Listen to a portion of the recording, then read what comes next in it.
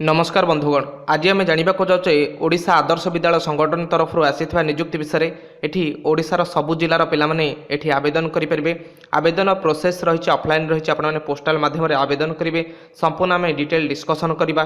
तो ये रही देखो ये रही आपंकर आप्लिकेसन फॉर्म एवं ये रही आपंकर ऑफिशियल नोटिफिकेशन। समस्त डिटेल्स आम सर्टकट्रे बुझा कम समय भितर संपूर्ण डिटेल्स आम जाना। तो वीडियो को शेष पर्यंत देखूँ। वीडियो को शेष पर्यंत देखिले आपने संपूर्ण सूचना जाना सहित गोटे गोटे आकर्षण पुरस्कार पाइबार सुजोग रही। वीडियो शेष में आपंकर क्विज कंपिटिशन गोटे रोचे जहाँकि सहज क्वेश्चन आपने आंसर दे निहत भाव गोटे गोटे आकर्षण पुरस्कार पाइपर। तो वीडियो को शेष पर्यंत देखूँ। तो डेरी नक वीडियो को स्टार्ट करवा। नोटिफिकेशन रही ओडिशा आदर्श विद्यालय तरफ निजुक्ति सुजोग रही। जूनियर क्लर्क कम अकाउंटेंट पदवी खाली अच्छी। ये गोटे पदवी आपंपाई खाली अच्छी। एप्लिकेशन मोड रही ऑफलाइन रही रजिस्ट्री पोस्ट और स्पीड पोस्ट माध्यम आपने आवेदन करेंगे। एड्रेस रही डिस्ट्रिक्ट एजुकेशन ऑफिसर कलाहांडी को आपको पठेबा पड़ो। एप्लिकेशन फी रही 200 टंका आपंकर एप्लिकेशन फी रही। पेमेंट मोड रही through Indian postal orders payable to district education officer Kalahandi को आपको पठेबा पड़ो।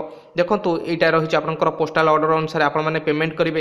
एवं एज क्राइटेरिया रही 21 ରୁ 32 वर्ष भितर होते आपने निहाती भाव ये आवेदन करेंगे। एवं सालेरी रही 7100 टंका आपंक सालेरी रही। जॉब लोकेशन रही कलाहांडी आपंक जॉब लोकेशन रही। एजुकेशन क्वालिफिकेशन रही candidate should have bachelor degree जब आपने कंप्लीट कर स्ट्रीम ताल निहाती भाव आपने आवेदन करेंगे। और सहित टैली आपंकर कोर्स आपने करथिबा दरकार। Who can apply all Odisha candidate ये अप्लाई करेंगे।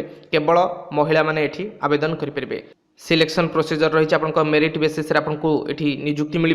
जदि कौन भी वीडियो रे डाउट थाए निहत भाव आपने कमेंट करूँ। और डिस्क्रिप्शन में आपको एप्लिकेशन फॉर्म और आपको संपूर्ण डिटेल्स फाइल टी आपको डिस्क्रिप्शन में दे दूसरी आप डाउनलोड करेंगे। तो आज देखिए आज कौन रही क्वेश्चन आपण आज क्वेश्चन रही ओडिशार प्रथम महिला पत्रिकार नाम कौन रही।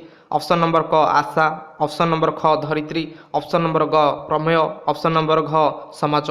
आपन को उत्तर आपण माने कमेंट बॉक्स में निहाती भाव कमेंट करूँ। गोटे गोटे आकर्षण पुरस्कार पातु।